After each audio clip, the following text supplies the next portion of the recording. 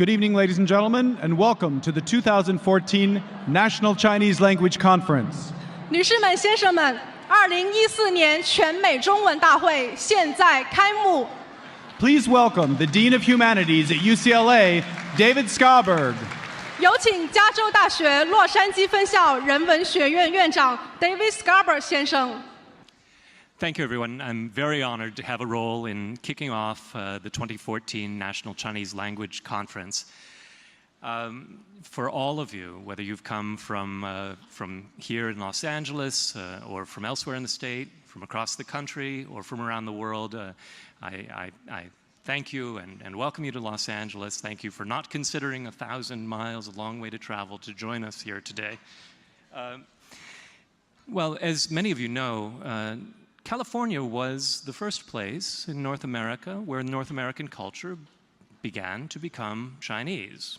Back in the 1850s, just as the gold rush was beginning to have such an enormous economic effect on the territory, Chinese immigrants joined the indigenous population of California, the Spanish-speaking residents of Alta California, and the newly arrived Europeans from the East in the creation of the infrastructure of California that began what we now have here today in California.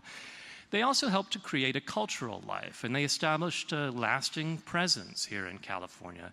If we look here at Los Angeles, for example, a few blocks north, you have Los Angeles Chinatown, which is a continuation of the long-standing community of the Chinese in California. If you look a few miles east, then you have the San Gabriel Valley with its enormous population of Chinese-speaking immigrants, both from Taiwan and from China, and also immigrants as well from Hong Kong.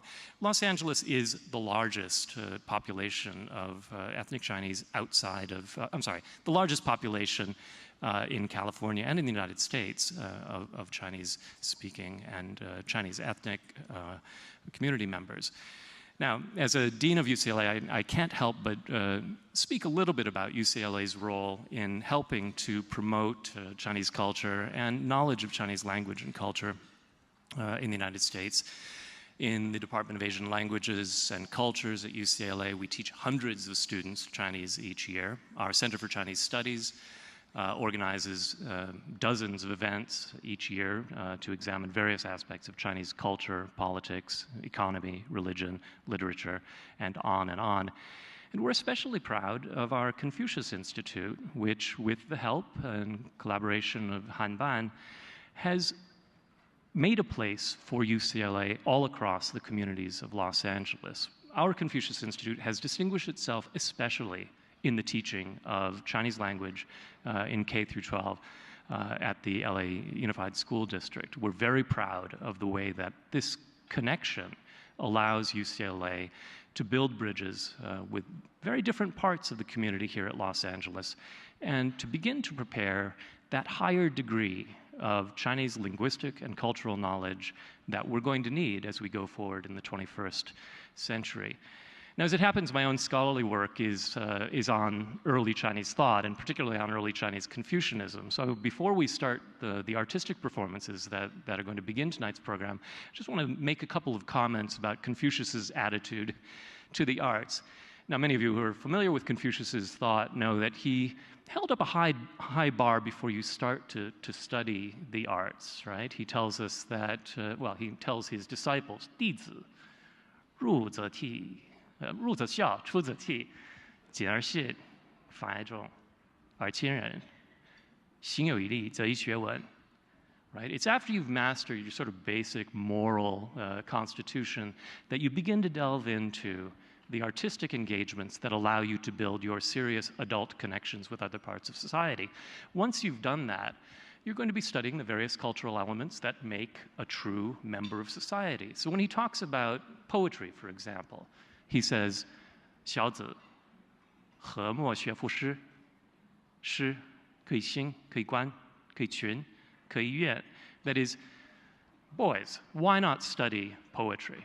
With poetry, you can excite people, you can observe their behavior, you can gather them in groups, mobilize them, and you can also express your worries and your complaints. For Confucius, poetry was an intrinsically social activity. It was a way of communicating with other groups. It was a way of expressing difficult messages, complaints, for example, and it was a way of mobilizing people.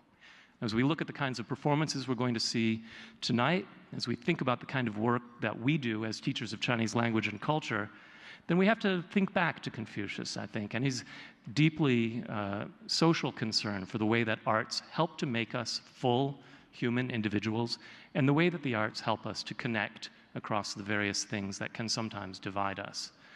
I think what we're doing, especially what you're doing in your teaching of Chinese language, is creating the conditions for a future that probably we'll never see, but that will be characterized by greater understanding.